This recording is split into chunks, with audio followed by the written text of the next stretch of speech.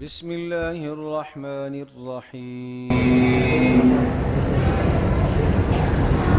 يا بني إسرائيل اذكروا نعمتي التي أنعمت عليكم وأني فضلتكم على العالمين واتقوا يوما لا تجزي نفس عن نفس شيئا ولا يقبل منها شفاعة ولا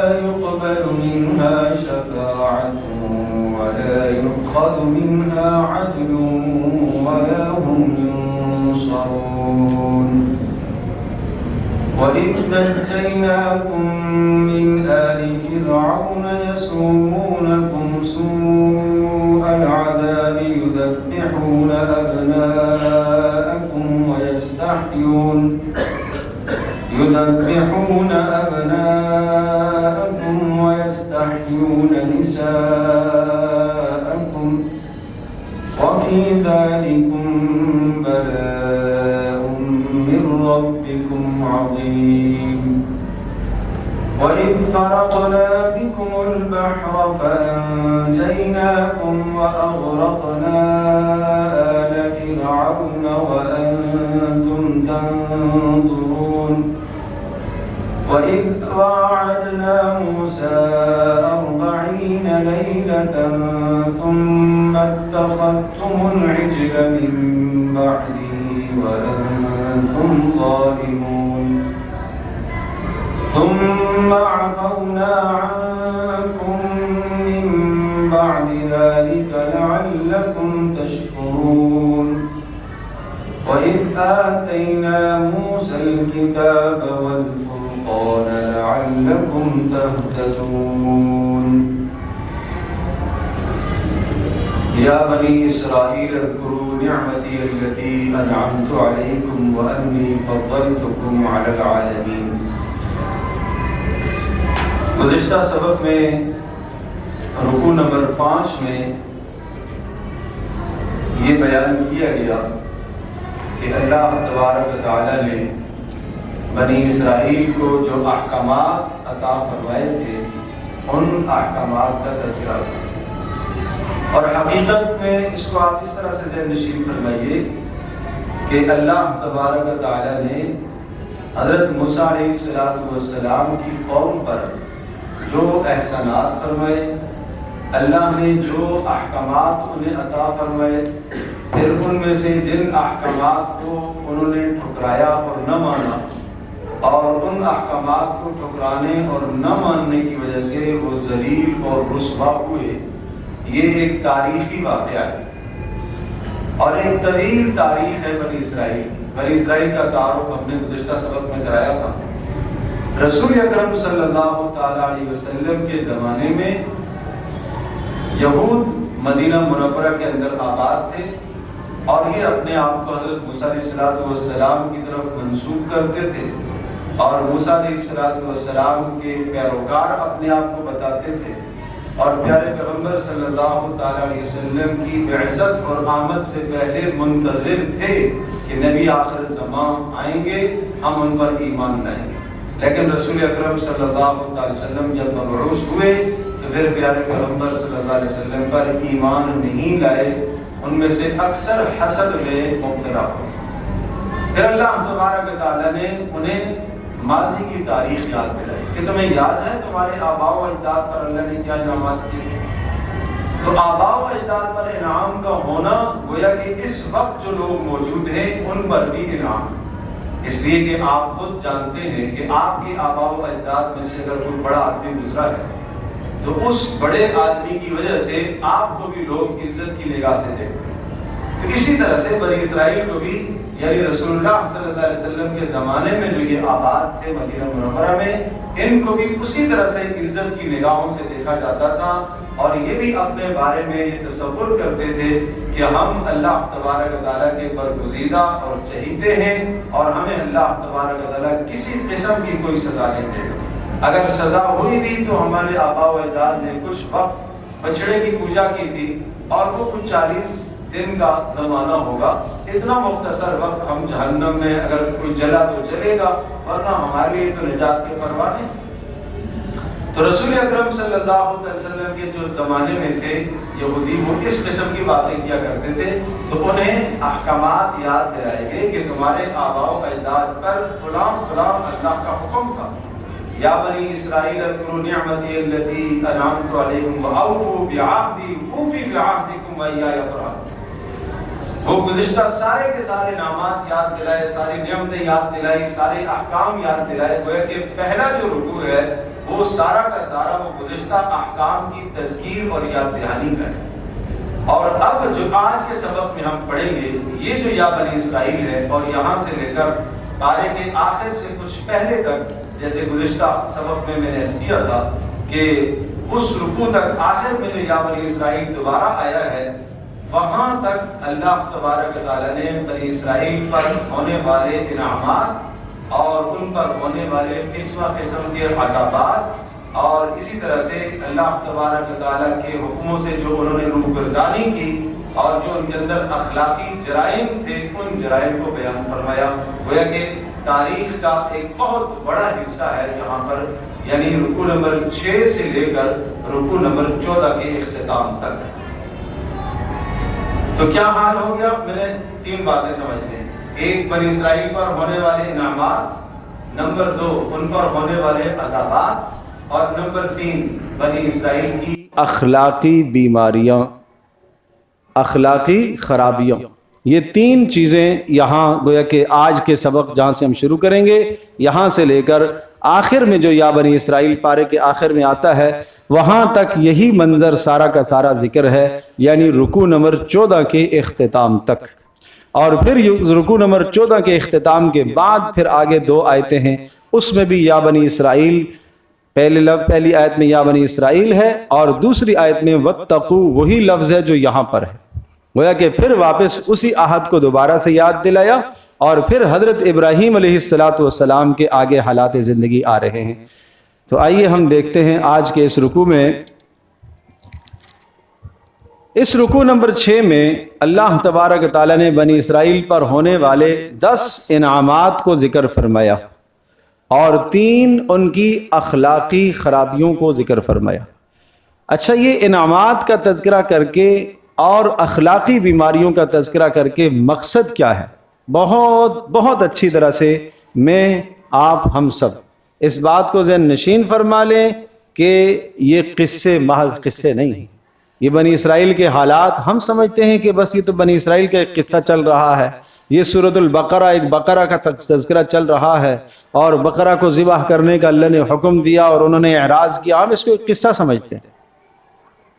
ان میں سے بے شمار انعامات ایسے ہیں، اس قسم کے بعین ہی وہ انعام نہ صحیح، لیکن اس قسم کے انعامات اس امت پر بھی ہیں، اس طرح کے انعامات اس امت پر بھی ہیں۔ اور ساتھ ساتھ یہ سمجھایا جا رہا ہے کہ اللہ تبارک تعالیٰ کے انعامات کی اگر تم ناشکری کرو گے تو ناشکری کا نتیجہ اللہ کے عذاب کو دعوت دینا ہے، نعمت کا چھن جانا اور اللہ کے عذاب کو دعوت دینا ہے، پھر اس کے لیے تیار ہو جاؤ۔ اس کے لیے اللہ پاک نے گزشتہ قوموں کی تاریخ سنائی، اور بہت بڑی مناسبت ہے رسول اکرم صلی اللہ تعالی علیہ وسلم کی اس امت مرحومہ کی بنی اسرائیل کے ساتھ، اس لیے جا بجا قرآن میں بنی اسرائیل کا تذکرہ آتا ہے، اور بہت بڑی مناسبت ہے پیارے پیغمبر صلی اللہ تعالی علیہ وسلم کی حضرت موسیٰ علیہ السلام کے ساتھ، اس لیے جا بجا قرآن میں تذکرہ موسیٰ علیہ السلام کا بھی آتا ہے۔ اکثر و بیشتر موسیٰ علیہ السلام کا تذکرہ بہت کثرت سے قرآن میں آتا ہے، اور بہت کثرت سے بنی اسرائیل کا تذکرہ بھی آتا ہے۔ اور بنی اسرائیل کے کئی ادوار ہیں، اور قرآن مجید میں مختلف جگہوں پر بنی اسرائیل کی تاریخ کو اللہ نے ذکر فرمایا۔ یہاں پہلے پارے میں رکوع نمبر 5 سے لے کر رکوع نمبر 14 تک، یعنی ابھی آج جو ہم 6 پڑھ رہے ہیں، اس میں تو انعامات کا بیان ہے اور عذابات کا بیان ہے، لیکن پچھلے رکوع سے گویا کہ 5 نمبر سے ان پر احکامات جو تھے، ان احکامات کا بیان، اور یہ تسلسل چلے گا ان کی تاریخ کا رکوع نمبر 14 تک۔ اس کے بعد آپ آگے دیکھیں گے اور صورتوں کے اندر، سورۃ المائدہ کے اندر بھی پھر تفصیل آئی ہے، اور سورۃ المائدہ کے اندر وہ تفصیل آئی ہے، شاید آپ کو یاد ہوگا، گزشتہ سبق میں ہم عرض کر چکے ہیں کہ اصل بنی اسرائیل کا جو مسکن اور علاقہ تھا وہ کون تھا؟ کہاں سے آئے تھے یہ لوگ؟ شام سے۔ شام سے مصر میں منتقل ہوئے تھے۔ اب دوبارہ انہیں حکم ہوا کہ اب واپس تمہیں شام کے اندر جانا ہے، اور جو بیت المقدس وہاں قوم عمالقہ قابض ہو چکی ہے، اس قوم سے تم نے اسے آزاد کرانا ہے، اور اللہ نے تمہارے لیے لکھ دیا ہے کہ اللہ فتح تمہیں ہی دے گا، لیکن ایک کام تمہیں کرنا پڑے گا، وہ کام یہ ہے کہ تمہیں تلوار اٹھانی پڑے گی، تمہیں لڑنا پڑے گا۔ اس کا تفصیلی تذکرہ آتا ہے کہاں؟ سورۃ المائدہ۔ انہوں نے کہا فَاذْهَبْ أَنْتَ وَرَبُّكَ فَقَاتِلَا إِنَّا هَاهُنَا قَاعِدُونَ، اے موسیٰ تو جا اور تیرا رب جا کے لڑے، ہم تو نہیں لڑ سکتے۔ إِنَّا لَن نَّدْخُلَهَا أَبَدًا مَا دَامُوا فِيهَا، اس وقت تک ہم نہیں جائیں گے جب تک قوم عمالقہ وہاں سے خود نہ نکلے۔ ان کو بتلایا گیا کہ بڑی جنگجو اور لڑاکو قوم ہے، کہنے لگے ہمارے بس کی بات نہیں ان سے لڑنا، لہٰذا موسیٰ تو جا اور تیرا رب جائے۔ پیارے پیغمبر صلی اللہ تعالی علیہ وسلم، اللہ اکبر، بدر کے موقع پر آپ علیہ الصلوۃ والسلام نے اپنے اصحاب سے رائے لی، اپنے جان نثاروں سے آپ نے رائے لی کہ کیا رائے؟ ایک بار آپ نے پوچھا کیا رائے ہے، دوسری بار آپ نے پوچھا۔ سعد بن معاذ رضی اللہ تعالی عنہ انصار میں سے کھڑے ہوئے، عجیب جملے تھے ان کے، انہوں نے کہا اے اللہ کے رسول، ہم موسیٰ علیہ السلام کی قوم کی طرح نہیں ہیں کہ جنہوں نے اپنے پیارے نبی موسیٰ علیہ السلام سے یہ کہا تھا کہ تو جا اور تیرا رب جا کے لڑے، ہم نہیں لڑیں گے، ہم فَاذْهَبْ أَنْتَ وَرَبُّنَا فَإِنَّا مَعَكُمَا مُقَاتِلُونَ، اے اللہ کے رسول آپ بھی ہمارے ساتھ ہوں گے، آپ کا پروردگار بھی ہوگا، اور ہم آپ کے دائیں سے، آپ کے بائیں سے، آپ کے آگے سے، آپ کے پیچھے سے ہم لڑیں گے، اس وقت تک ہم آپ کے قریب کسی کو نہیں آنے دیں گے جب تک ہماری جانوں میں جان ہے۔ رسول اللہ صلی اللہ علیہ وسلم کی آنکھیں ٹھنڈی ہو گئی یہ منظر دیکھ کر، یہ سعد بن معاذ کی تقریر سن کر پیارے پیغمبر صلی اللہ تعالی وسلم بہت خوش ہوئے۔ آن حضرت کے جان نشین، جان نثار ایسے تھے۔ تو بہرحال وہ تذکرہ آیا پھر قوم عمالقہ کا، اور یہ ارض مقدسہ کے فتح کا جو واقعہ ہے وہ سورۃ المائدہ میں۔ پھر آگے آپ دیکھیں گے تفصیل آئے گی سورۃ الاعراف میں، پھر بڑی تفصیل سے یہی واقعہ آتا ہے، موسیٰ علیہ السلام کا اور بنی اسرائیل کا قصہ، فرعون کے ساتھ پیش آنے والے حالات و احوال، اور پھر اس کے بعد آپ دیکھیں گے آگے سورہ ہود میں ہے، پھر سورہ یونس میں بھی اختصار کے ساتھ ہے، پھر سورہ ہود کے اندر ہے، اور پھر سورہ بنی اسرائیل میں بھی آپ دیکھیں گے، پھر سورہ طٰہٰ میں بڑی تفصیل سے، پھر سورۃ الشعراء کے اندر بڑی تفصیل سے، اس کے بعد سورۃ القصص میں اور مزید تفصیل سے۔ اچھا یہ اتنے واقعہ وہی ہے، لیکن اس واقعے کو مختلف الفاظ سے اور مختلف پیراہے سے اللہ نے ذکر فرمایا۔ بہت بہت اہم بات کہنے لگا ہوں، اس کو ذہن نشین فرمائیے گا۔ ایک واقعہ مثال کے طور پر آپ ابھی آنے والے جو واقعے ہیں کہ اللہ تبارک و تعالیٰ نے اے بنی اسرائیل تمہیں فرعون کے عذاب سے نجات عطا کی، اس کو اللہ نے ایک جگہ نہیں یہاں پر بھی ذکر فرمایا، پھر سورہ اعراف میں بھی ذکر فرمایا، بہت اہتمام کے ساتھ سورہ اعراف میں آیا، سورہ ابراہیم کے اندر بھی ذکر فرمایا۔ یہ بار بار اس واقعے کو ذکر کیا، کیوں؟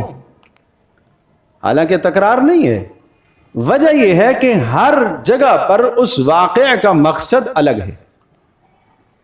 کیسے؟ جیسے یہاں یہ واقعہ اس لیے ذکر فرمایا، اللہ نے احسان یاد دلایا، دیکھو اللہ نے کیا تمہارے اوپر احسان کیا کہ تمہیں فرعون کے عذاب سے نجات دی۔ تو یہاں کیوں ذکر فرمایا؟ کیا کرنے کے لیے؟ احسان یاد دلانے کے لیے۔ آگے سورہ اعراف میں آپ دیکھیں گے وہاں پھر یہی واقعہ آیا، وہاں کیوں ذکر فرمایا؟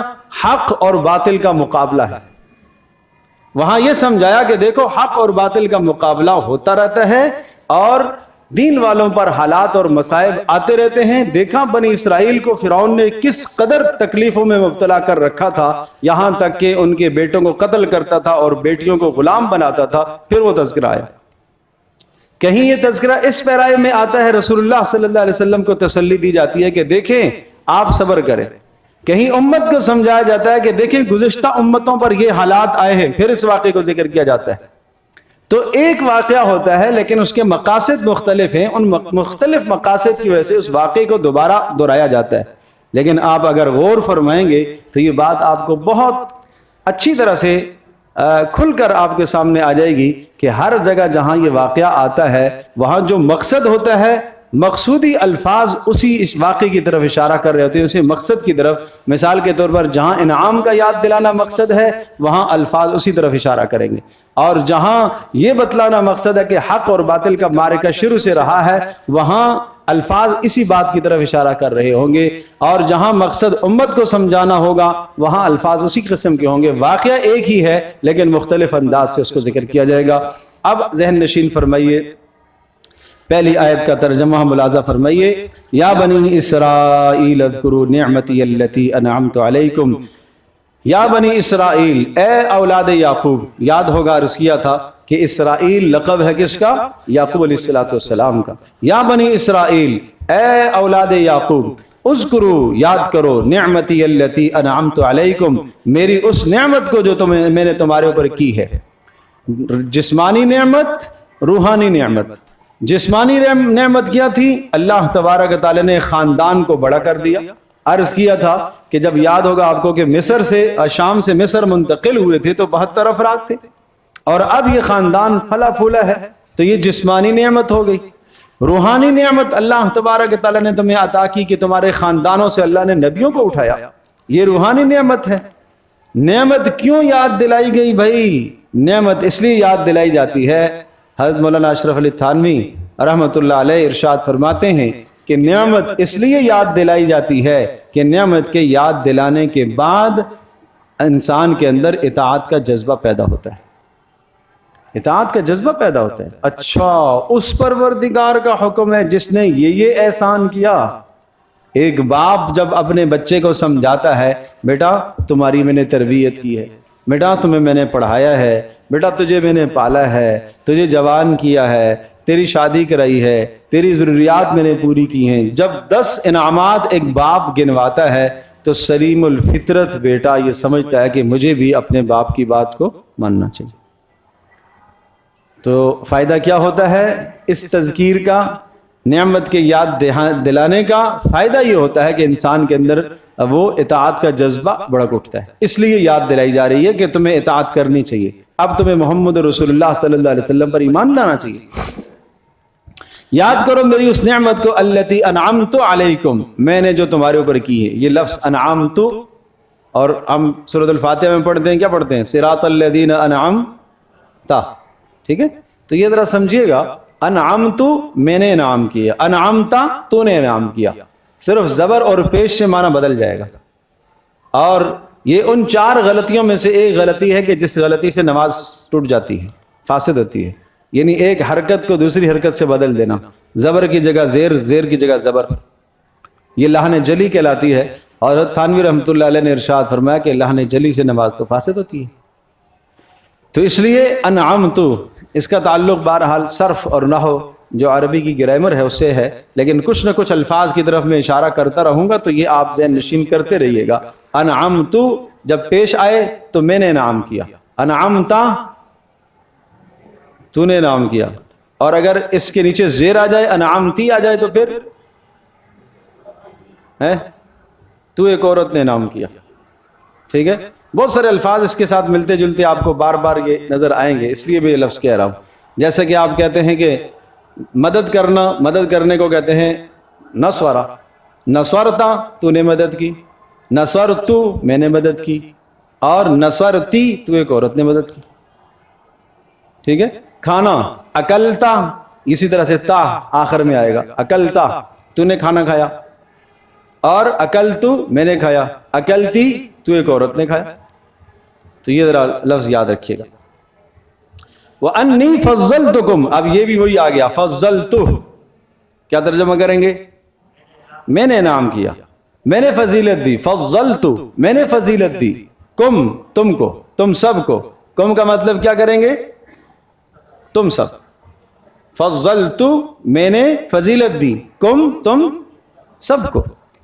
اور کا تو ایک کو، اگر فضلتو کا ہوگا تو کا مطلب تیرے کو، تجھے میں نے فضیلت دی. اور کم آئے گا تو یہ کس کے لیے آئے گا؟ یہ جمع کے لیے آئے گا. تم سب کو میں نے فضیلت دی علی العالمین، جہان والوں پر.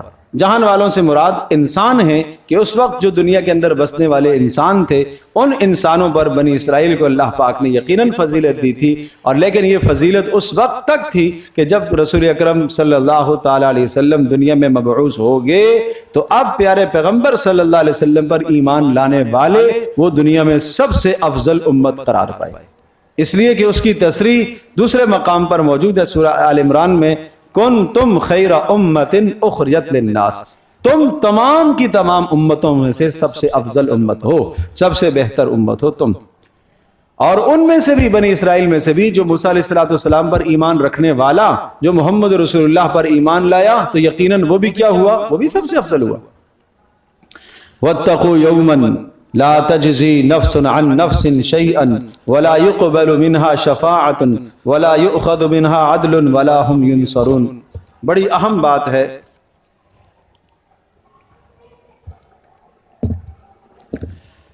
اور واتقوا اور بچ جاؤ، یومن اس دن سے، لا تجزی نفس عن نفس جس دن بدلہ نہیں دے سکے گا کوئی بھی نفس کسی نفس کی جانب سے، شیئن ذرہ برابر بھی، کچھ بھی کوئی کسی دوسرے کی جانب سے بدلہ نہیں دے سکے گا، اور ولا يقبل منها شفاعہ اور نہ ہی شفاعت قبول کی جائے گی، ولا يؤخذ منها عدل اور نہ کسی قسم کا فدیہ رشوت کے طور پر قبول کیا جائے گا، ولا هم ينصرون اور نہ ہی انہیں مدد کی جائے گی۔ یہ بات ذہن نشین فرما لیں، دنیا میں ہم دیکھتے ہیں کہ جب کوئی شخص کسی مصیبت میں پھنس جاتا ہے یا کوئی مجرم کسی جرم کا ارتکاب کر لیتا ہے اور اس پر سزا کا نفاذ جب ہونے لگتا ہے تو اس سزا سے اپنے آپ کو بچانے کے لیے کیا کیا تدابیر اختیار کرتا ہے، یا کوئی آدمی مصیبت میں گر جاتا ہے تو اس مصیبت سے نکلنے کے لیے کیا کیا راستے اختیار کرتا ہے۔ حضرت مولانا شبیر احمد عثمانی رحمۃ اللہ علیہ نے تفسیر عثمانی میں اس بات کو نقل فرمایا ہے کہ عام طور پر دنیا کے اندر آدمی 4 کام کیا کرتا ہے، جو مصیبت میں گر گیا یا کسی جرم کا ارتکاب کر لیا اس نے اور اس سزا سے بچنے کے لیے کیا کرے گا، 4 راستے اختیار کرے گا۔ نمبر 1 یہ ہے کہ کوئی آدمی کھڑا ہو جائے اور یہ کہے گا کہ ٹھیک ہے بھائی، اس نے آپ کے اتنے پیسے دینے ہیں، اتنے پیسے یہ آپ کے ضبط کر گیا، کھا گیا، اس کی جگہ پر میں دینے کو تیار ہوں، کوئی دوسرا اس کی جگہ پر بدلہ دے دے، ایک صورت یہ ہوتی ہے، اور اس طرح سے کر کے اپنے آپ کو اس سزا سے، اس مصیبت سے انسان نکال لیا کرتا ہے۔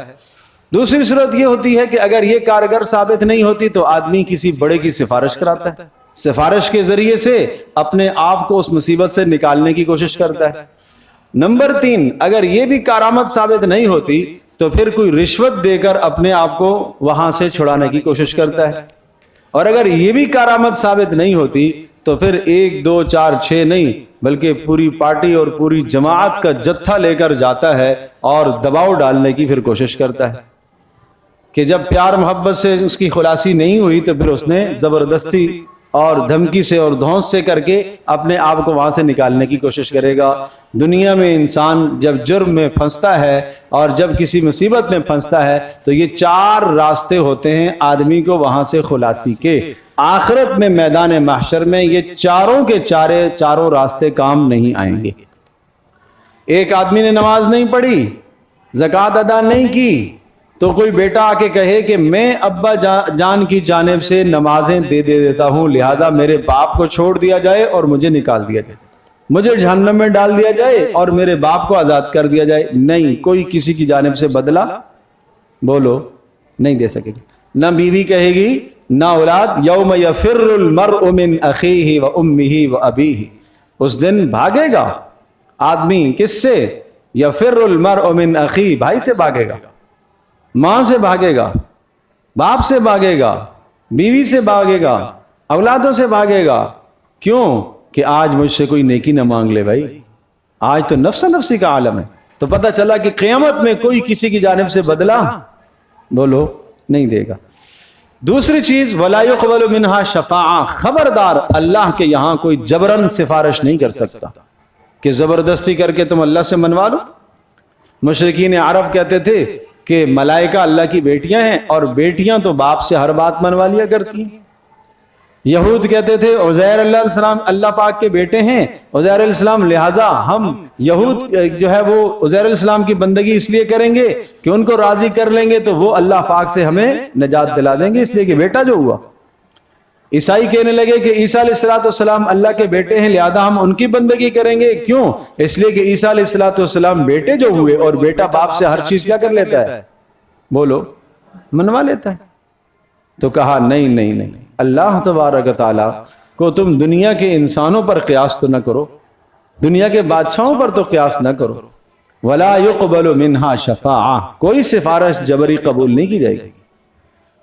انبیاء سفارش کریں گے، رسول اللہ سفارش فرمائیں گے، علماء سفارش فرمائیں گے، اتقیاء صلحاء سفارش فرمائیں گے، لیکن صاف صاف قرآن مجید میں ارشاد فرمایا الا من اذن له الرحمن وقال صوابا، کس کی سفارش کریں گے؟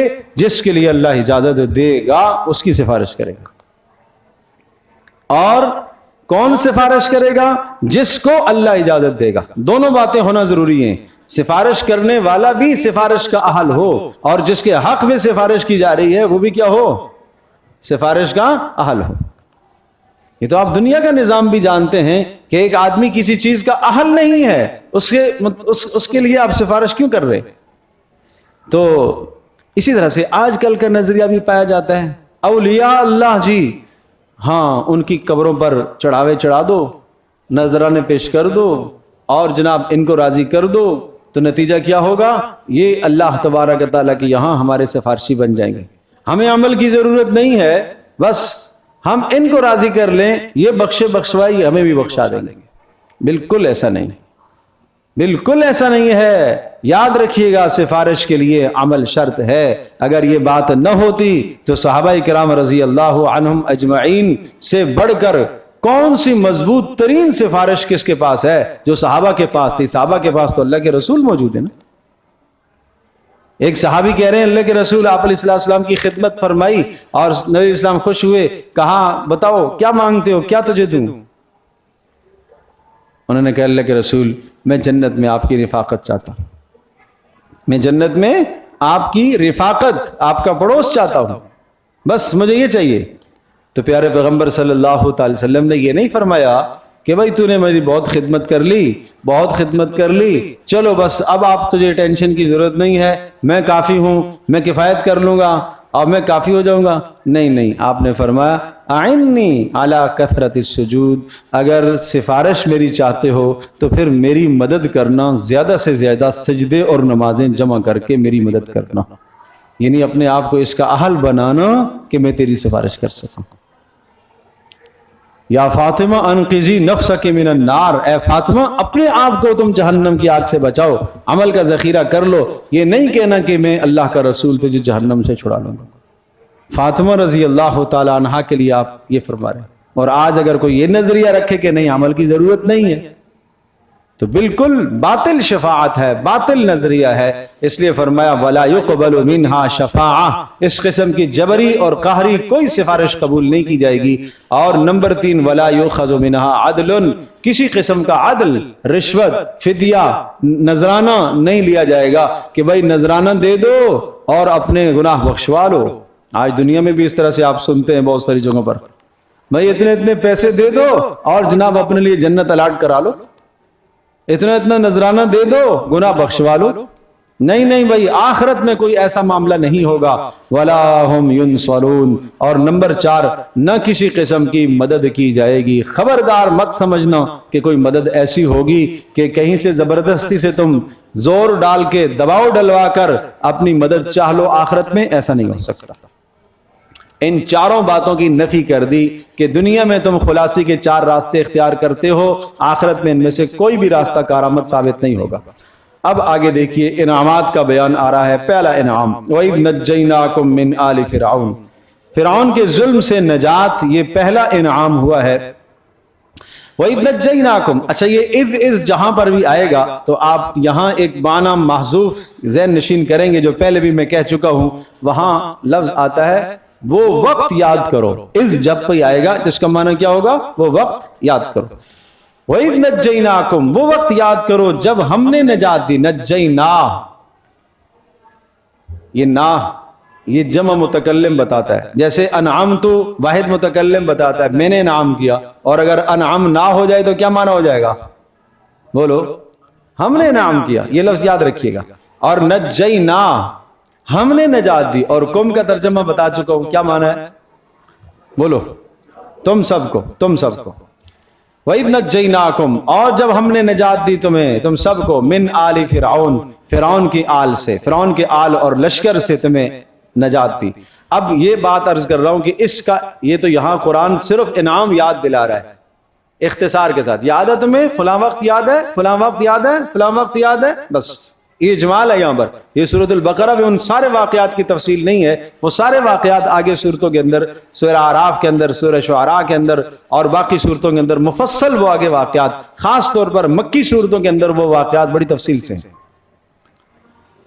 اب دیکھیے، یسومونکم سوء العذاب، فرعون سے ہم نے تمہیں نجات دی، یسومونکم وہ تمہیں عذاب میں اس نے مبتلا کر رکھا تھا، یسومونکم آل فرعون سب کے سب مل کر تمہیں عذاب میں مبتلا کر رہے تھے، سوء العذاب بڑے بدترین عذاب میں مبتلا کر رکھا تھا، اور اس بدترین عذاب کی صورت کیا تھی؟ یذبحون ابناءکم اور وہ ذبح کر رہا تھا تمہارے بیٹوں کو، ویستحیون نساءکم اور وہ چھوڑ رہا تھا زندہ تمہاری عورتوں کو۔ بیٹوں کا ذبح کرنا اور بیٹیوں کا زندہ چھوڑنا، یہ کب ہوا؟ فرعون نے ایک خواب دیکھا، اس خواب کی تعبیر کسی نجومی نے اسے یہ دی کہ تمہاری سلطنت میں ایک ایسا لڑکا بنی اسرائیل کا پیدا ہوگا جو تمہاری حکومت کے زوال کا ذریعہ بنے گا، تو لہذا کیا کیا جائے؟ لہذا سب پیدا ہونے والے بچوں کو قتل کر دیا۔ اللہ تبارک و تعالیٰ نے حضرت موسیٰ علیہ السلام کو زندہ رکھا، اور نہ صرف زندہ رکھا بلکہ فرعون کے گھر میں پلوایا۔ کیا ہی خوب اللہ کی قدرت ہے، کیا ہی خوب اللہ کی قدرت، کیا ہی خوب اللہ کی قدرت ہے۔ اگر آپ غور فرمائیں تو اس کو میں ایک اور واقعے سے آپ کو سمجھاؤں، آپ توجہ کریں گے تو آپ سورہ قصص میں دیکھیں، اگر آپ کھول سکتے ہیں سورۃ القصص 20ویں پارے میں، تو بڑا پیارا مضمون ہے، اور اس کو سننے کے بعد آپ کو اللہ کی قدرت سمجھ میں آئے گی۔ سورۃ القصص 20ویں پارے میں، شروع سے، بالکل شروع میں، 20ویں پارے کے شروع میں ہی ہے، یہ 2 صفحوں کے بعد آتی ہے، 2 صفحے پلٹیں گے تو سورۃ القصص شروع ہو رہی ہے۔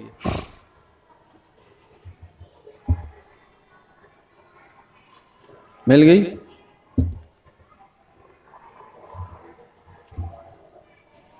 سورۃ القصص جہاں 20واں پارہ شروع ہو رہا ہے، شروع ہونے کے 2 صفحوں کے بعد آپ دیکھیں، 2-3 صفحوں کے بعد، بالکل شروع میں سورت۔ اب یہاں پر دیکھیے گا کیا انداز ہے اللہ کا، اور میں نے عرض کیا تھا کہ مکی صورتوں میں عام طور پر رسول اکرم صلی اللہ تعالی علیہ وسلم کو اور آپ علیہ الصلوۃ والسلام کے صحابہ کرام پر ہونے والے امتحانات اور آزمائشیں اور پریشانیاں ہیں، ان پریشانیوں کو ہلکا کرنے کے لیے موسیٰ علیہ الصلوۃ والسلام کا قصہ آتا ہے۔ فرعون کے ظلم، اور جب یہ صحابہ مشرکین عرب کی زیادتیوں میں سے تنگ آ جاتے، اللہ تبارک و تعالیٰ پھر قصہ سناتا، کون سا؟ دیکھو بنی اسرائیل پر فرعون نے کیا کیا ظلم ڈھائے تھے۔ بات سمجھے بھائی؟ تو یہ قصہ اس لیے سنایا جاتا ہے۔ پھر اب یہاں آپ دیکھیے، نتلو علیک من نبأ موسیٰ وفرعون بالحق، ہم آپ کو ٹھیک ٹھیک قصہ سناتے ہیں موسیٰ علیہ السلام کا اور فرعون کا، کس کے لیے؟ لقوم یؤمنون، ایمان والوں کے لیے۔ ان فرعون علا فی الارض، فرعون نے سرکشی مچائی ہے، وجعل اہلها شیعا، اور وہاں کے رہنے والوں کو اس نے غلام بنایا، یستضعف طائفۃ منہم، ان کو کمزور کر دیا، یذبح ابناءہم، یہاں بھی وہی بات آئی ہے، بچوں کو ذبح کرتا تھا، ویستحیی نساءہم، اور عورتوں کو زندہ چھوڑتا تھا، انہ کان من المفسدین، وہ بڑا ظالم اور فسادی تھا۔ اب اگلی بات سنیے گا، اب اگلی بات سنیے گا، اللہ کہہ رہا ہے جب فرعون کی تعلی اور ظلم انتہا کو پہنچا بنی اسرائیل میں، تو ہم نے کیا کیا؟ وَنُرِيدُ أَن نَّمُنَّ عَلَى الَّذِينَ اسْتُضْعِفُوا، ہم نے چاہا کہ ہم احسان کریں ان لوگوں پر جو کمزور ہیں زمین میں، جو کمزور ہیں زمین میں، بنی اسرائیل۔ کون مراد ہے سے؟ اللہ کہتا ہے ہم نے چاہا کہ ہم ان کمزوروں پر کیا کریں؟ احسان کریں، ہم ان کو اوپر لے کر آئیں، نمبر 1۔ نمبر 2 وَنَجْعَلَهُمْ أَئِمَّةً، ہم انہیں کیا بنائیں؟ مقتدا بنائیں۔ اور نمبر 3 وَنَجْعَلَهُمُ الْوَارِثِينَ، ارض مصر کا وارث انہیں بنائیں، فرعون کو ہلاک کریں اور تباہ کریں، اور ارض مصر کا وارث کس کو بنائیں؟ بنی اسرائیل کو۔ نمبر 4 وَنُمَكِّنَ لَهُمْ فِي الْأَرْضِ، اور ہم تمکین دیں۔ تمکین دینے کا معنی یہ ہوتا ہے کہ زمین میں استحکام دے، حکومت ہم ان کی مضبوط کریں۔ وَنُرِيَ فِرْعَوْنَ وَحَامَانَ، اور فرعون اور اس کے وزیر حامان کو اور ان کے لشکروں کو ہم اپنی قدرت کے نظارے دکھائیں، انہیں عذاب چکھائیں کہ کیا ہوتا ہے۔ یہ 5 اللہ نے دعوے کی۔ پہلا دعویٰ بنی اسرائیل پر ہم احسان کرنا چاہتے ہیں، ٹھیک ہے، اس لیے وہ احسان یاد دلائے۔ وَإِذْ نَجَّيْنَاكُمْ، یاد ہے تمہیں جب اللہ پاک نے نجات دلائی، ٹھیک ہے۔ دوسرا دعویٰ، ہم ان بنی اسرائیل کو امام مقتدا بنانا چاہتے ہیں۔ نمبر 3 ان کو ہم وارث بنانا چاہتے ہیں زمین کا۔ نمبر 4 ہم ان کو استحکام دینا چاہتے ہیں، اور نمبر 5 ان کے دشمن فرعون کو کیا کرنا چاہتے ہیں؟ بولو، تباہ کرنا چاہتے ہیں، ٹھیک ہے۔ یا اللہ اس کام کے لیے مجھے یہ بتاؤ، سبحان اللہ سبحان اللہ، اللہ میرے آپ کے ہم سب کے دلوں میں یہ بات ڈال دے اور ہمیں سمجھ میں آ جائے۔ کیا مشکل ہے اس پاک پروردگار کے لیے ایک جبریل کو بھیجے، سب تباہ ہو جائے۔ فرعون کا سارا لشکر تباہ ہو سکتا ہے کہ نہیں ہو سکتا ہے؟ اللہ کے لیے کیا مشکل ہے؟ لیکن اللہ تمہیں دکھانا چاہتا ہے، اپنی قدرت سمجھانا چاہتا ہے۔ اب اس فرعون کو تباہ کرنے کا انتظام کیسے ہو رہا ہے؟ وَأَوْحَيْنَا إِلَىٰ أُمِّ مُوسَىٰ، اس فرعون کو تباہ کرنے کا انتظام ہو رہا ہے موسیٰ علیہ السلام کی ولادت۔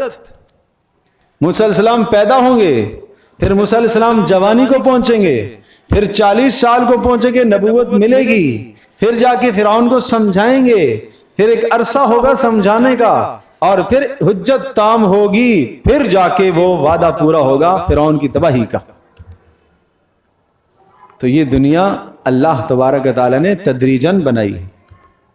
یہ نہیں ہے کہ جناب آج ظلم کے شکار میں آئے ہو تم اور فوری اللہ کی مدد آ جائے، نہیں، یہ رسول اللہ صلی اللہ علیہ وسلم کے صحابہ کو بتایا گیا کہ دیکھو نا کتنا طویل زمانہ لگا۔ اب موسیٰ علیہ السلام پیدا ہوئے، پھر کیا ہوا؟ پیدا وَأَوْحَيْنَا إِلَىٰ أُمِّ مُوسَىٰ، ہم نے موسیٰ کی ماں کو یہ کہا کہ جب تمہیں ڈر ہونے لگے اس کے قتل کا تو ایک تابوت بنانا، اس کی تفصیل بڑی تفصیل ہے سورہ طٰہٰ کے اندر، تابوت کے اندر اس کو ڈال دو اور اسے سمندر کے سپرد کر دینا۔ اور وہ تابوت سیدھا پہنچتے پہنچتے کہاں؟ فرعون کے محل کے سامنے، قصہ آگے آپ نے سنا ہے۔ پھر وہاں نکالے گئے، جب نکالے گئے وقالت لأختی قصی فبصرت به عن جنب وهم لا يشعرون، ساتھ ساتھ موسیٰ علیہ السلام کی بہن بھی جا رہی۔ فرعون کے محل میں پہنچ گئے، صندوق کھولا گیا، ارے یہ بچہ بڑا خوبصورت، کس کا؟ یقیناً ہم میں سے کسی کے گھر میں نہیں پیدا ہوا، یہ تو ہوگا ہی بنی اسرائیل کا، قتل کرو قتل کرو۔ اللہ پاک نے سورہ طٰہٰ میں فرمایا وَأَلْقَيْتُ عَلَيْكَ مَحَبَّةً مِّنِّي، اے موسیٰ ہم نے اپنی محبت تیرے چہرے پر ایسی ڈال دی کہ ہر شخص تجھ سے محبت کرنے لگ گیا۔ پھر موسیٰ علیہ السلام کی بہن ساتھ ساتھ چلتی گئی چلتی گئی چلتی گئی، تو اس نے جب دیکھا کہ کسی کی چھاتی قبول نہیں کر رہے، کسی خاتون کی، تو کہا ہمارے گھر کے ہمارے ہاں ایک عورت ہے، یہ نہیں کہا میری ماں ہے، ایک عورت ہے اور بڑی مہربان عورت ہے، بڑی شفیق عورت ہے، اور ہر بچہ اس کا دودھ قبول کیا کرتا ہے، کر لیتا ہے، میں اس کو بلا لوں؟ تو فرعون کے دربار میں آواز لگی بلاؤ بھائی بلاؤ، ملکہ نے آواز لگائی بلاؤ۔ چنانچہ موسیٰ علیہ السلام کی والدہ کو لے کے حاضر ہوئیں، اور موسیٰ علیہ السلام کو ان کی والدہ نے اپنے گود میں لیا تو فوری دودھ لے لیا اپنی ماں کا۔ تو اب کہا کہ اب قرآن نے کہا نا اِنَّا رَادُّوهُ إِلَيْكِ وَجَاعِلُهُ مِنَ الْمُرْسَلِينَ، یہی سورہ قصص کی آیت نمبر 7 میں دیکھو کہ ہم نے موسیٰ کی والدہ سے کہا تھا اِنَّا رَادُّوهُ إِلَيْكِ، ہم نے وعدہ کیا تھا کہ ہم اس کو واپس تیرے پاس لوٹائیں گے اور ہم اس کو رسول بنائیں گے، لیکن تو نے ہمارے حکم کی پیروی کرنی ہے۔ وہ کیا کرنی ہے؟ اسے تو نے سپرد کرنا ہے پانی کے۔ عقل میں نہیں آ رہی کہ پانی کے سپرد کیسے کریں؟ صندوقچے میں بند کرنا، دم گھٹ جائے گا، پھر پانی میں کے سپرد کرنا، اور پھر یہ پانی کی یہ نہر جا بھی رہی ہے سیدھی فرعون کے محل میں، جہاں ساری کی ساری ہلاکتوں کے نقشے نظر آ رہے ہیں، لیکن اللہ کا حکم اگر تم پورا کرو گی، اللہ پاک ان ہلاکتوں کے نقشوں سے تمہیں بچا لے گا۔ اللہ کے لیے کیا مشکل ہے۔ تو اب پتہ ہے کیا ہوا؟ پھر موسیٰ علیہ السلام اپنی ماں کے پاس واپس آ گئے. پلے 30 سال موسیٰ علیہ السلام نے وہاں ہی وقت گزارا مصر. پھر 30 سال کی عمر کے بعد مدین چلے گئے اور مدین حضرت شعیب علیہ السلام کے یہاں رہے اور وہاں ایک تربیت ہوئی. وہاں شعیب علیہ السلام کی بکریاں چرائیں اور بکریاں ہر نبی سے چروائی گئی ہیں تاکہ امت کو سنبھالنا آ جائے. پھر 40 سال کے بعد واپس آئے, پھر نبوت ملی اور نبوت کے بعد پھر سمجھاتے رہے. مفسرین نے لکھا ہے 40 سال سمجھاتے رہے فرعون کو. جب 80 سال موسیٰ علیہ السلام کی عمر ہوئی تو اس وقت جا کے فرعون غرق ہوا. تو اللہ نے کیا کہا تھا کہ ہم فرعون کو غرق کرنے کے لیے ایک نظام بنانا چاہتے ہیں, ایک انتظام چلانا چاہتے ہیں. کتنا طویل زمانہ گزر گیا اس کو. اب واپس آ جائیے جہاں سے بات چل رہی تھی. اللہ اکبر.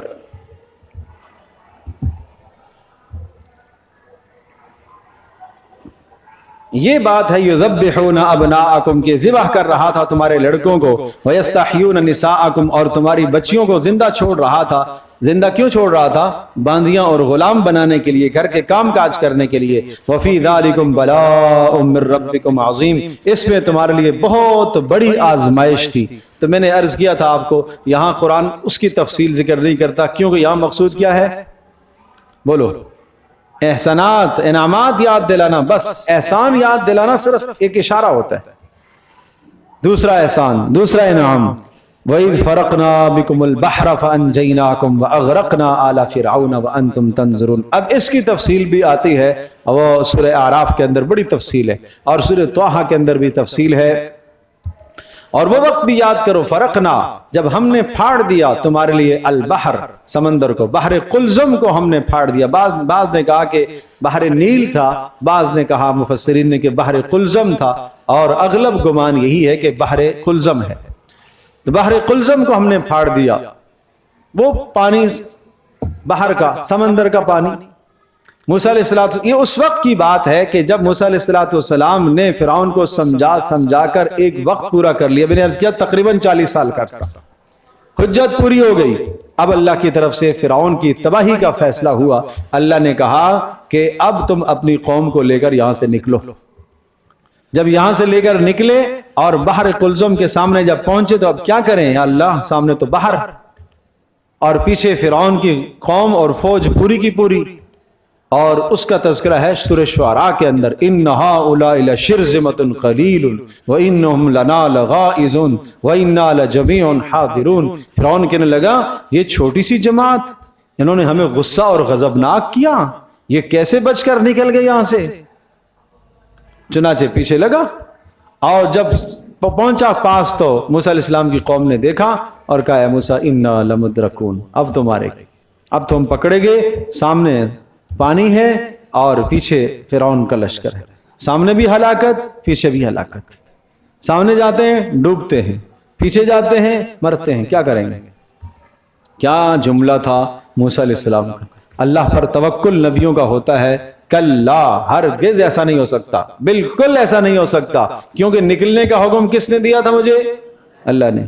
تو پھر وہ مجھے ضائع کرے گا کیا؟ ان معی ربی سیہدین, خبردار میرا پروردگار میرے ساتھ ہے.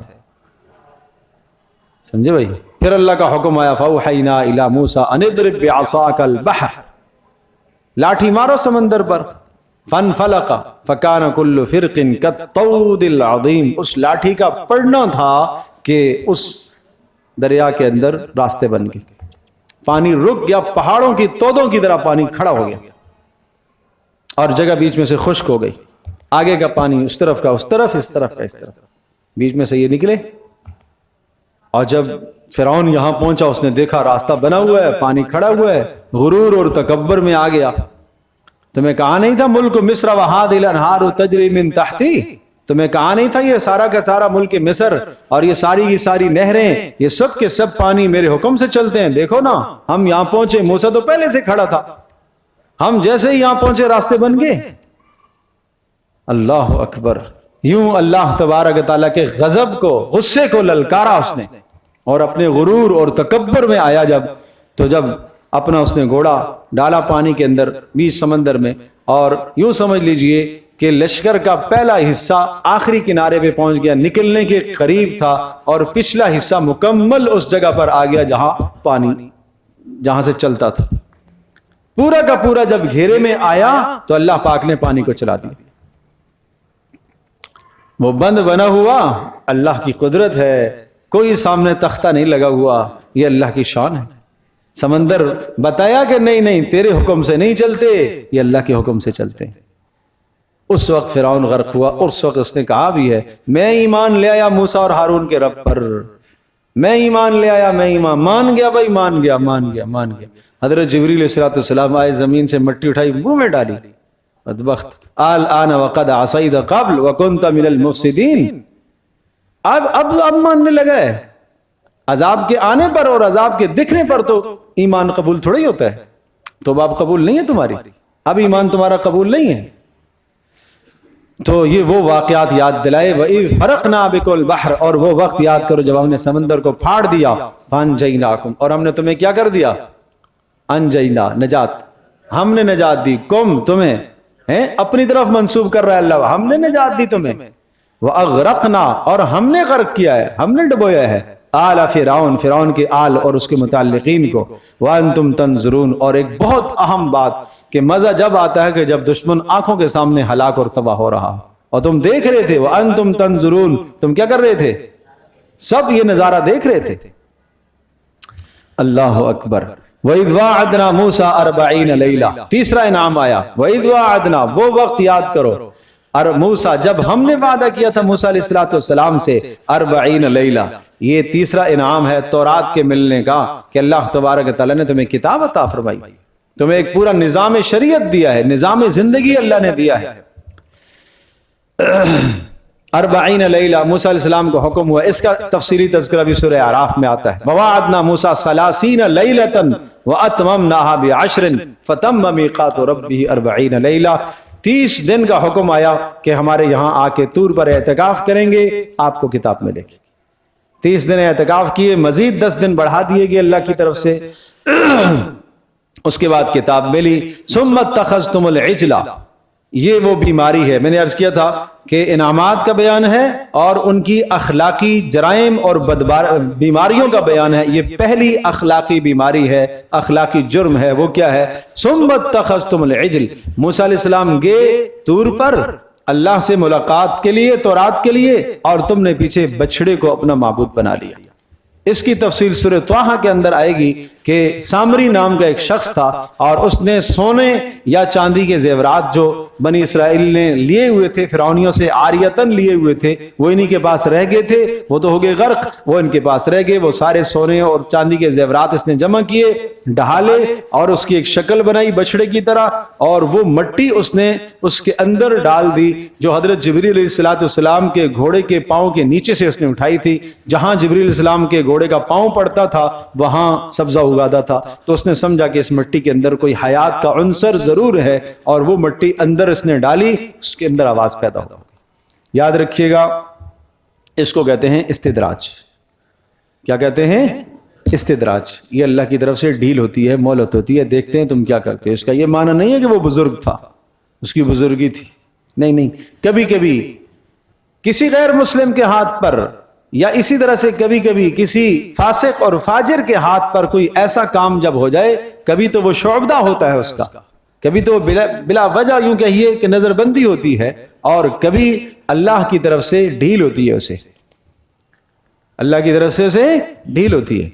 جیسے روایت میں آتا ہے کہ نمرود نے آسمان کی طرف تیر پھینکا، اور تیر پھینکا کہ کیا مقصد تھا؟ میں نے اللہ کو مار دیا۔ تیر اوپر سے خون آلود ہو کے نیچے آیا، چلو تو یہ خواہش بھی پوری کر لے،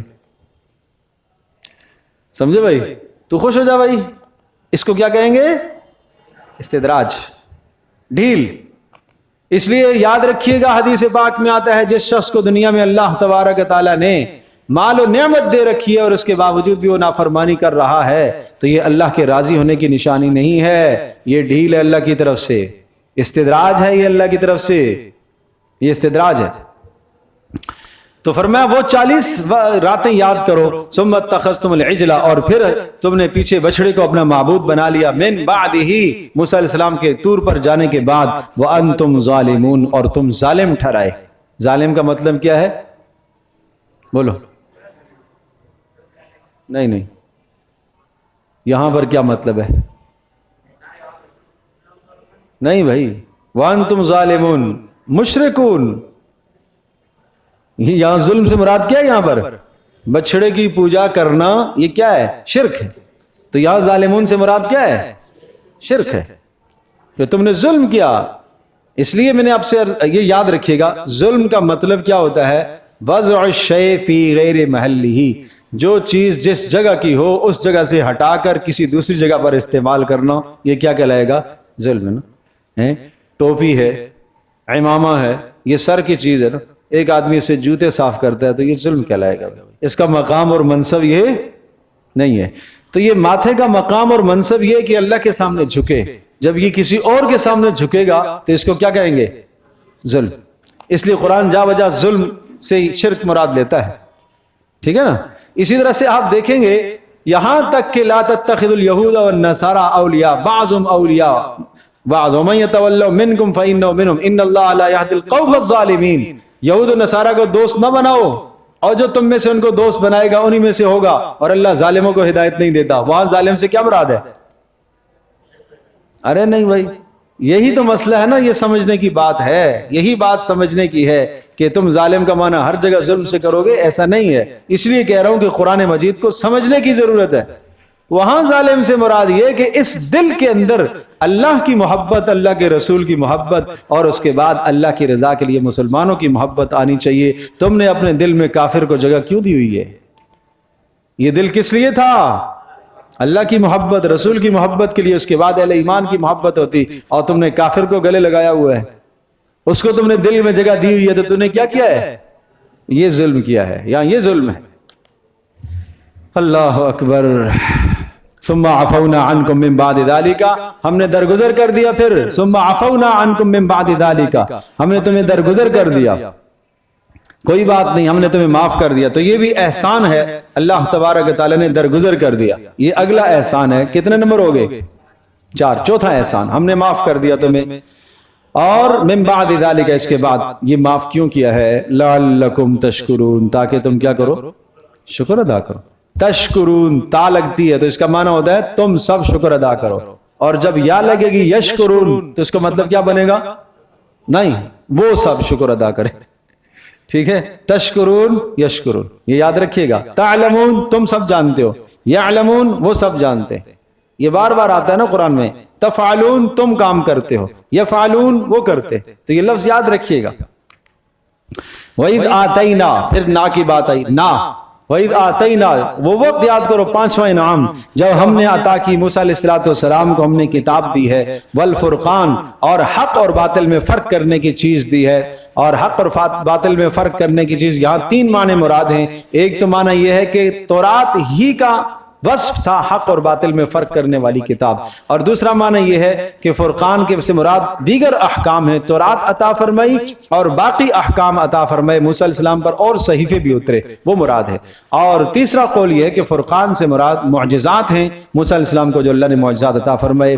لعلکم تہتدون، حق اور باطل میں صاف کھلا فرق کرنے کے لیے ہم نے آپ کو معجزات دیے. اور وہ معجزہ ہے کہ فرعون تمہارے سامنے دیکھتے دیکھتے تباہ ہوا. لاٹھی سمندر پر موسیٰ علیہ السلام کی پڑتی ہے، سمندر راستے دے دیتا ہے. یہ کیا چیز ہے؟ یہ معجزہ ہے. یہ فارق ہے حق اور باطل میں. یہ نبی ہے، یہ جادوگر نہیں ہے. اس لیے کہ اس زمانے میں جادوگروں کا بھی رواج تھا نا کہ یہ نبی ہے. حق اور باطل میں فرق تمہیں سمجھانے کے لیے یہ ہم نے معجزہ دیا. کیوں؟ لعلکم تہتدون، تاکہ تم کیا کرو؟ ہدایت پر آؤ. تاکہ تمہیں کوئی باطل پرست کفر کی طرف نہ لے جائے، کوئی شوبدہ دکھا کر تمہیں لے جائے، دیکھو نا جیسا اس کا معجزہ ایسا تو میرے پاس بھی ہے. نہیں، ہم نے تمہیں حق اور باطل میں فرق کرنے کی چیزیں دی ہیں. 6واں انعام، وَإِذْ قَالَ مُوسَىٰ لِقَوْمِهِ يَا قَوْمِ إِنَّكُمْ ظَلَمْتُمْ أَنفُسَكُمْ. وہ انعام بھی یاد کرو جب موسیٰ علیہ السلام نے اپنی قوم سے کہا تھا إِنَّكُمْ ظَلَمْتُمْ أَنفُسَكُمْ، بے شک تم نے اپنی جانوں پر ظلم کر لیا ہے. کیوں؟ بِاتِّخَاذِكُمُ الْعِجْلَ، ظلمتم تم نے ظلم کر لیا. أَنفُسَكُمْ تم نے اپنے اوپر ظلم کیا. کیسے؟ بِاتِّخَاذِكُمُ الْعِجْلَ، اس بچڑے کو معبود بنا کر تم نے اپنے اوپر ظلم کر لیا. لہذا کیا کرنا چاہیے؟ پھر فتوبوا الی بارئکم، چلو توبہ کرو اپنے پروردگار کے دربار میں۔ باری ہے، باری سمجھتے ہو؟ اللہ کا نام ہے نا باری، ہاں باری، واللہ الخالق البارئ المصور، یہ باری وہ ہے۔ فتوبوا، تو تم توبہ کرو، الی بارئکم، اپنے پروردگار کے پاس، فقتلوا انفسکم، اور اس توبہ کی شکل یہ ہوگی کہ تم اپنے آپ کو قتل کرو۔ اتنی سخت توبہ، سمجھے بھائی؟ فقتلوا انفسکم، اپنے آپ کو قتل کرو۔ اپنے آپ کو قتل کرنے سے مراد ہر قبیلے کے خاندان والے لوگ، دیکھو 3 قسم کے لوگ ہو گئے تھے بچڑے کی پوجا کرتے وقت۔ کچھ لوگوں نے روکا، نہیں پوجا کرنی چاہیے، دوسروں کو روکا، خود بھی باز رہے، ٹھیک ہے۔ نمبر 2، دوسرا وہ طبقہ جنہوں نے روکا تو نہیں لیکن خود پوجا نہیں کی۔ تیسرا وہ طبقہ جنہوں نے بچڑے کی پوجا کی۔ تو جنہوں نے بچڑے کی پوجا کی ان کی سزا یہ تجویز ہوئی کہ وہ مقتول ہوں گے، ان کو قتل کیا جائے گا۔ قتل کون کریں گے؟ وہ کریں گے کہ جنہوں نے پوجا نہیں کی لیکن روکا بھی نہیں۔ تو ان کی سزا کیا ہے کہ ایک باپ اپنے بیٹے کو قتل کرے گا، بھائی بھائی کو قتل کرے گا، یہ سزا ہے۔ بھائی بھائی پر تلوار چلائے گا، یہ سزا ہے۔ اور جنہوں نے کچھ نہیں کیا تھا، یعنی جنہوں نے روکا تھا، ان کو مستثنا کر دیا چونکہ ان پر سزا نہیں تھی، تو اس لیے ان دونوں طبقوں کو پھر سزا دی گئی۔ اور جس طرح سے اسلام کے اندر بھی زنا، شادی شدہ اگر کوئی آدمی کرتا ہے تو اس کی سزا کیا ہے؟ رجم ہے نا، قتل ہے۔ اسی طرح سے کوئی آدمی قتل خطا کرتا ہے، قتل کرتا ہے کسی دوسرے کو، تو اس کی سزا کیا ہے؟ بولو، قتل ہے۔ زنا کی سزا جیسے کہ رجم ہے، قتل ہے۔ اگر کوئی آدمی معاف بھی کر دیتا ہے تو یہ حدود ہے، حد معاف تو نہیں ہوگی۔ چوری کوئی کرتا ہے تو ہاتھ کٹے گا۔ اسی طرح سے یہاں پر بھی یہی سزا تجویز ہوئی ہے کہ ان کو مارا جائے گا۔ اتنا بدترین انہوں نے جرم کیا ہے، شرک کا جرم اتنا بڑا جرم ہے، اور ساتھ ساتھ اس لیے اس کا برا ہونا، اس کی قباحت، شناعت، برائی اور بڑھ گئی۔ کیوں بڑھ گئی؟ اس لیے کہ اپنی آنکھوں تم نے موسیٰ علیہ السلام کے معجزے دیکھے، اور موسیٰ علیہ السلام نے سمندر پر لاٹھی ماری اور تمہارا دشمن تباہ ہوا، غرق ہوا۔ پھر تو تمہیں کم از کم سمجھنا چاہیے تھا، اس نبی کا انتظار کرنا چاہیے تھا کہ وہ اللہ کے پاس تورات لینے کے لیے گئے، انتظار کر لیتے تھے۔ اتنا بڑا جرم تم نے کیوں کیا ہے؟ اس لیے یہ سزا ہے۔ ذالکم خیر لکم، یہ تمہارے لیے بہتر ہے، عند بارئکم، تمہارے پروردگار کے پاس۔ فتاب علیکم، اللہ نے توبہ کو قبول کر لیا۔ انہ هو التواب الرحیم، وہ بہت توبہ کو قبول کرنے والا اور مہربان ہے۔ یعنی یہ قتل کی سزا تجویز ہوئی، لہذا آئندہ آخرت کے گناہوں سے، آخرت میں سزا سے تم بچ جاؤ گے، اس کا یہ فائدہ تمہیں ہوا۔ اگر اللہ چاہتا یہ سزا تمہیں نہ بتلاتا اور آخرت میں تمہیں عذاب دیتا تو وہ سخت عذاب تھا، لہذا یہ اللہ کا انعام ہے۔ وَإِذْ قُلْتُمْ يَا مُوسَىٰ، ساتواں انعام، ساتواں ہے نا۔ وَإِذْ قُلْتُمْ يَا مُوسَىٰ، گستاخی کے بعد دوبارہ زندگی کا مل جانا، گستاخی کی، یہ کیا ہوا؟ یہ اس وقت کی بات ہے موسیٰ علیہ السلام کو اللہ پاک نے کتاب عطا فرمائی، اور موسیٰ علیہ السلام لے کر آئے۔ قوم نے کہا ہمیں کیا پتا، یہ تختیوں پر لکھی ہوئی کتاب ہے، ہمیں کیا پتا اللہ کی طرف سے، کیا پتا خود ہی لکھ کے لے آئے۔ لہٰذا ہم اللہ کا کلام سننا چاہیں گے تو پھر بات بنے گی، خود سنیں گے اللہ کا کلام، اور اللہ جس میں ہمیں بتلائے کہ ہاں یہ میں نے اتارا ہے۔ تو اس کا تذکرہ سورہ اعراف میں بڑی تفصیل سے ہے۔ وہاں وَاخْتَارَ مُوسَىٰ قَوْمَهُ 70 رَجُلًا لِمِيقَاتِنَا، موسیٰ علیہ السلام کو اللہ نے حکم دیا، ٹھیک ہے۔ موسیٰ علیہ السلام نے دعا کی، اللہ یہ تو یہ کہہ رہے ہیں۔ اللہ تبارک و تعالیٰ نے فرمایا 70 افراد اپنے خاندان کے سرداروں کو منتخب کرو، ساتھ لے آؤ۔ ساتھ لے گئے، موسیٰ علیہ السلام لے کے پہنچے طور پر۔ اب اللہ نے کلام سنایا، لیکن یہ 70 کے 70 بگڑ گئے، کہنے لگے یہ کیا ہو سکتا ہے، ہمیں کیا پتا کس چیز کی آواز آ رہی ہے، ہم اس وقت تک نہیں مانیں گے جب تک ہم دیکھیں گے نہیں۔ اللہ اکبر، ہم اس وقت تک نہیں مانیں گے جب تک دیکھیں گے نہیں۔ اب یہاں ایک اور بات پہ پھر تو میں آپ سے کہوں گا، اور آپ کو یاد رکھنا چاہیے کہ اسی قسم کے واقعات اور سورہ مائدہ کے اندر بھی، وہاں کیوں، اور دیگر صورتوں کے اندر بھی، اے نبی جس طرح سے یہ آپ سے مطالبات کرتے ہیں، ایسا مطالبہ، ایسا یہ معجزہ دکھائیے، یہ معجزہ دکھائیے، آپ پریشان نہ ہوں۔ آپ کو یاد ہے موسیٰ علیہ السلام سے بھی تو قوم نے ایسے معجزات طلب کیے تھے، یہاں تک کہ قوم کہہ بیٹھی تھی اس وقت تک نہیں ایمان لائیں گے جب تک ہم اللہ کو براہ راست دیکھیں گے نہیں. اب بات سمجھ آئی مناسبت کہ کبھی یہ تذکرہ اس وجہ سے بھی آئے گا کہ اے نبی آپ پریشان نہ ہوں. اس قسم کی باتیں آپ سے جو کرتے ہیں اس سے زیادہ سنگین باتیں موسیٰ علیہ السلام سے بھی قوم نے کی ہیں, لہذا آپ پریشان نہ ہو. تو اس لیے یہ تذکرہ وہاں پر بھی آتا ہے. پھر خیر سورہ اعراف کے اندر اس تذکرے کو مفصل اللہ پاک نے ذکر فرمایا. میں اختصار کے ساتھ اس کا ترجمہ کر دیتا ہوں تاکہ بات اچھی طرح سے ذہن نشین ہو جائے. جب انہوں نے کہا کہ ہم اس وقت تک نہیں ہے, جیسے یہاں ذکر ہے کہ لن نؤمن لک, اے موسیٰ ہم نہیں بات تیری سنتے مانتے, حتی نر اللہ جہرا, جب تک ہم اللہ کو علی الاعلان سامنے نہ دیکھ لیں. فاخذتکم الصاعقہ, اور تمہیں پکڑا ایک کڑک نے, بجلی کی کڑک نے, وانتم تنظرون, اور تمہارے دیکھتے ہی دیکھتے وہ کڑک آئی اور تمہیں ہلاک کر کے چلی گئی. اب وہاں پر تذکرہ جب موسیٰ علیہ السلام نے یہ منظر دیکھا, یہ تو سارے کے سارے مر گئے. اللہ کا پیغمبر اللہ تبارک تعالیٰ کے سامنے سر بسجود ہوا. اے اللہ رب لو شئت اہلکتہم من قبل وایائی, اے اللہ اگر آپ مجھے بھی اور ان کو بھی اس سے پہلے ہی مارنا چاہتے تو مار سکتے تھے.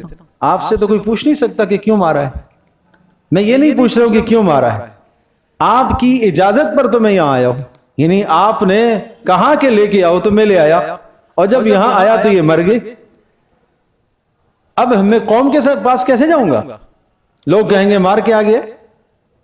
یا اللہ یہ اتنا بڑا امتحان تو ہمارے اوپر نہ ڈال کہ ہم اسے برداشت نہ کر سکیں, اور اللہ اس امتحان پہ ہمیں ثابت قدمی نصیب فرما. اتہلکنا بما فعل السفہاء منا, یہ چند بے وقوفوں کی وجہ سے جنہوں نے یہ کہا ہم اس وقت تک نہیں مانیں گے جب تک ہم دیکھ نہ لیں, ان چند لوگوں کی وجہ سے سب کو اللہ تو نے ہلاک کر دیا.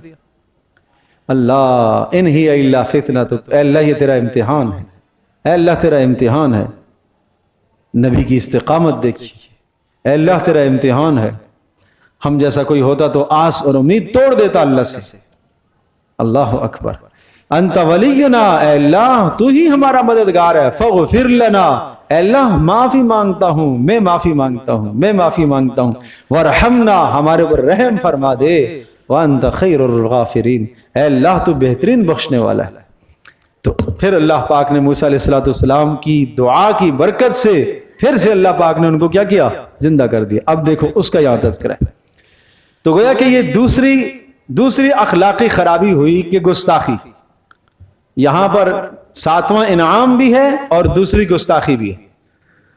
دوسری خرابی بھی آپ کہیے کیا خرابی ہے؟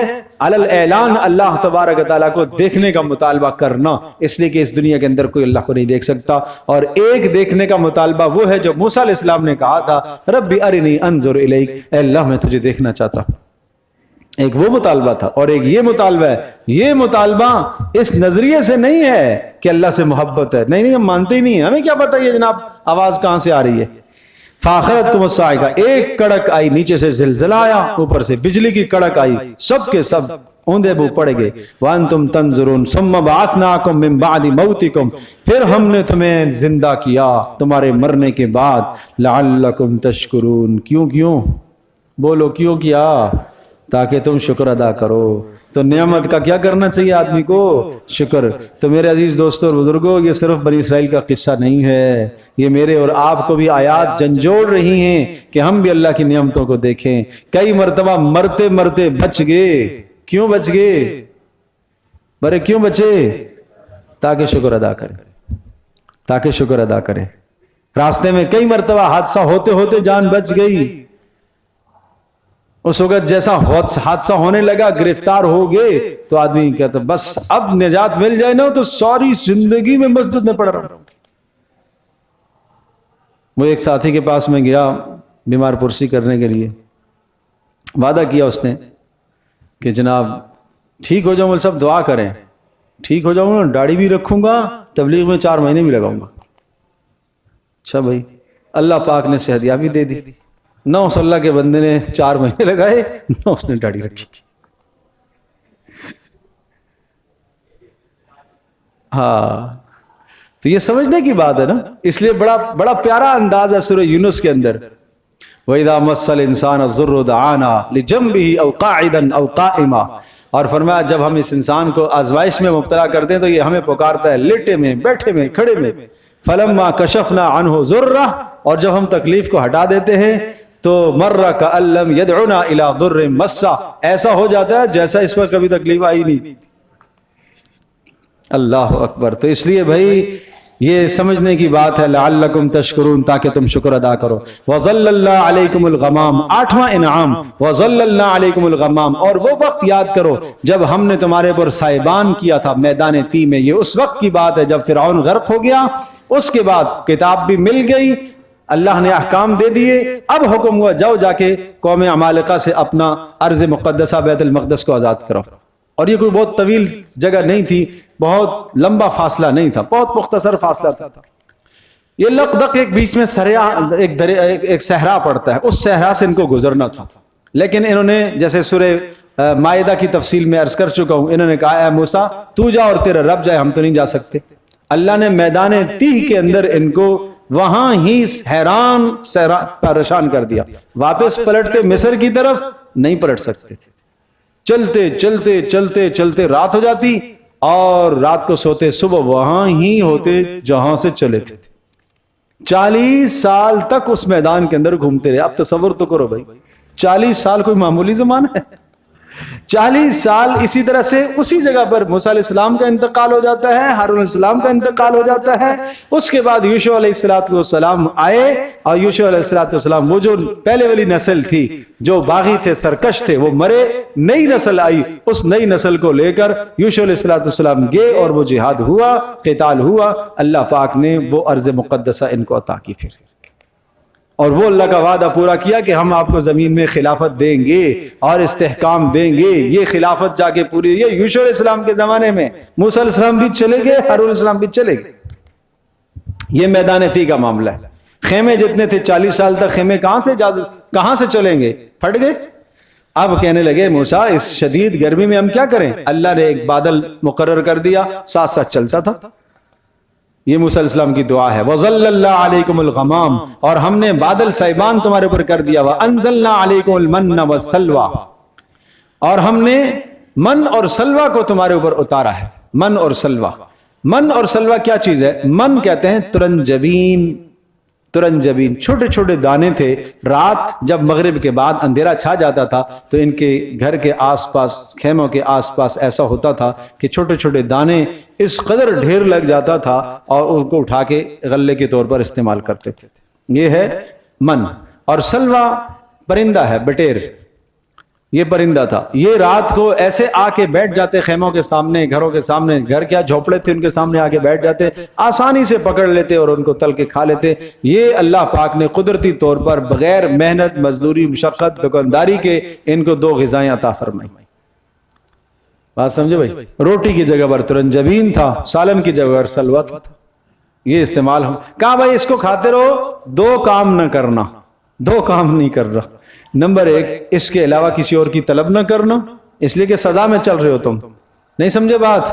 تربیت میں چل رہے ہو، تمہاری تربیت ہو رہی ہے. جیسے ڈاکٹر کے پاس جاتے متعین کرتے بھائی یہی کھانا ہے بس، اس کے علاوہ نہیں کھانا. تربیت ہے نا، جسمانی تربیت ہے. اسی طرح سے اہل اللہ روحانی تربیت جب کرتے ہیں تو باہر کے کھانے بند، بازاروں کے کھانے بند، ذکر کا کھانا پکا ہوا، اللہ کے نام سے کھانا پکا ہوا، گھر کا کھانا پکا ہوا، بسم اللہ سے پکا ہوا کھانا ہے. صرف یہ کھانا ہے، یہ نہیں کھانا.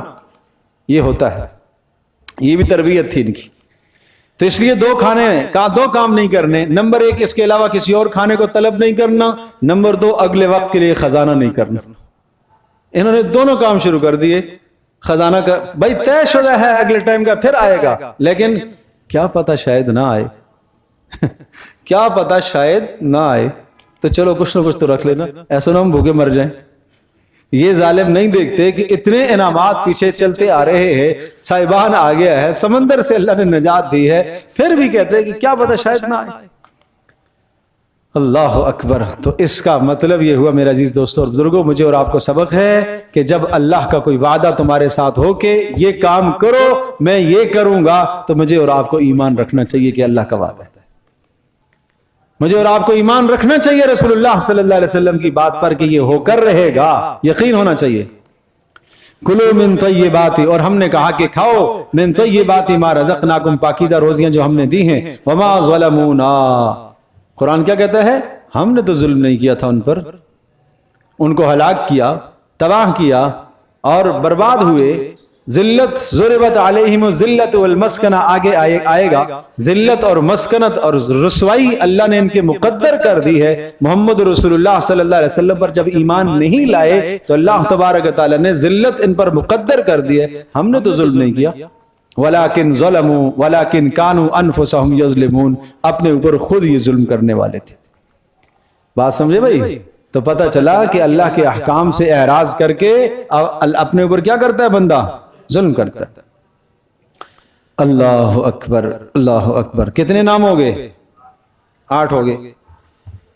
खुराक का इंतजाम, मन और सलवा का इंतजाम तो हो गया ना। उसके बाद वइज़ क़ुल्ना दुख़ुलू, और वो वक्त याद करो, उदखुलू हादिहिल क़रिया, जब हमने ये कहा था कि इस करिया, इस बस्ती के अंदर दाखिल हो जाओ। वइज़ क़ुल्ना दुख़ुलू हादिहिल क़रिया, वो वक्त याद करो कि जब हमने कहा था कि इस बस्ती, ये उस वक्त की बात है जब उन्होंने कहा, जैसे आगे आएगा कि भाई मूसा एक चीज खा खा के तो थक गए, लन नस्बिरा अला तुआमिन वाहिदिन फदउ लना रब्बका युखरिज लना मिम्मा तुंबितुल अर्द मिन बक़लिहा व क़िस्साइहा व फूमिहा व अदसिहा व बसलिहा।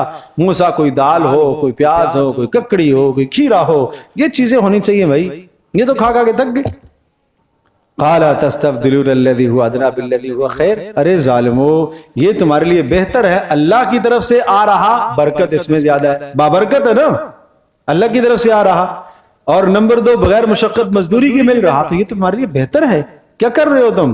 नहीं नहीं नहीं, हम कर लेंगे, खेती बाड़ी करेंगे। खेती बाड़ी करोगे, क्या पता बारिशें हो ना हो, क्या पता वक्त पर गल्ला मिले ना मिले, तो फिर नहीं हम करेंगे। तो ये होता है इंसान राहत पसंदी। अल्लाह तबारक तआला जब राहत अता करता है बहुत ज्यादा ना, तो फिर आदमी कुछ कहता है मजा नहीं आ रहा, थोड़ा सा पैसा आता है, माल आता है तो खुजली होती है आदमी को, दाएं बाएं निकल। वो कौम सबा ने भी कहा था, रब्बना बाइद बैना अस्वारिना, अल्लाह पाक ने इतनी आसानियां पैदा कर दी कि अल्लाह ये सफर में कोई मजा आता ही नहीं है, यहाँ से फलां जगह तक सफर करते हैं, रास्ते में अमन व अमान है, कोई खौफ नहीं। भाई सफर हो, कोई डाकू रास्ते में बैठा हुआ आदमी असलहा उठा के चले, आदमी जनाब ये काम करके चले, डर भी हो, फिर तो पता चलता है, फिर तो मजा आता है। खुद अपने लिए मुसीबतें मांगी हैं अल्लाह पाक से, ये बात यहां पर है। तो कहा वही कुल्लुल हादिल क़रिया, जब हमने तुमसे कहा था इस बस्ती में दाखिल हो जाओ, वकुलू मिनहा हैथु शि'तुम, और इसमें से खाते रहो जो चाहो। बाज ने कहा ये अर्ज़ मुक़द्दसा है, बाज ने कहा अरीहा बस्ती का नाम था, जो चाहो खाओ बेतकल्लुफी के साथ। वदखुलुल बाब सुज्जदा, और जब दरवाजे से दाखिल होना, इस शहर के दरवाजे से, तो सिजदा करते हुए दाखिल होना, यानी अल्लाह का शुक्र बजा लाते हुए। वक़ूलू हित्ततुन नग़फिर लकुम, और वक़ूलू, और कहना हित्ततुन, अल्लाह हमारी बख्शिश फरमा। हित्ता का माना क्या है? हमारा मसला, हमारे गुनाहों का माफ करना। अल्लाह ये, यानी अल्लाह से तुम यूं मांगो कि अल्लाह हमारे गुनाहों की बख्शिश कर दे। नग़फिर लकुम खतायाकुम, हम तुम्हारे गुनाहों की बख्शिश करेंगे। वसनदीजुल मुहसिनीन, और मजीद भी तुम्हें अता करेंगे। लेकिन क्या हुआ? फबद्दलल्लज़ीना ज़लमू, इन जालिमों ने तब्दील कर लिया वो कौल जो इनके को कहा गया था, उसके अलावा दूसरी बात। हित्ता का माना क्या है? अल्लाह हमारी बख्शिश फरमा। और हित्ता की जगह पर कहने लगे हिंता। हिंता कहते हैं गंदम को, हमें गंदम दे दे, हमें गंदम दे दे। कहा था कि जनाब अंदर दाखिल होना है सिजदा करते हुए, तो ये क्या उल्टा मजाक और इस्तेहजा, ये अपनी सुरीनों को जमीन पर रगड़ते हुए दाखिल हुए, ये इस्तेहजा था। फ़अंज़लना अलल्लज़ीना ज़लमू, फिर इन जालिमों पर हमने नाजिल किया ज़लमू रिजज़न, एक बीमारी, बिमा कानू यफ़सुक़ून, इस वजह से कि ये नाफरमान लोग थे, इस वजह से अल्लाह ने ऐसी ताऊन को मुसल्लत कर दिया कि 70,000 मारे गए। वहां इतनी बड़ी तादाद मारी गई, एक बीमारी अल्लाह ने मुसल्लत कर दी है। तो ये अल्लाह तबारक तआला ये वाक़यात उन बनी इसराइल को याद दिला रहा जो रसूलुल्लाह सल्लल्लाहु अलैहि वसल्लम के जमाने में है, और उम्मत मोहम्मदिया को इसमें सबक है कि तुम्हें अल्लाह पाक के इनामात को हमेशा याद रखना चाहिए, और ये बेइतदालियां तुम्हारी जिंदगी में नहीं होनी चाहिए। अल्लाह की नियमतों की नाकदरी न करो। किसी किस्म की अल्लाह ने नियमत अता फरमाई है, नियमत माल, नियमत इल्म, जान की नियमत, औलाद की नियमत, हर किस्म की नियमत के लिए शुक्र लाजिम और वाजिब है, वरना अल्लाह तबारक तआला के अज़ाब उसी तरह से आ सकते हैं जैसे बनी इसराइल पर आए थे। اللہ تبارک تعالی ہم سب کے لیے سمجھنا عمل کرنا آسان فرمائے۔ وآخر دعوانا الحمدللہ رب العالمین۔ سبحانک اللہم لا الہ الا انت نستغفرک ونتوب الیک۔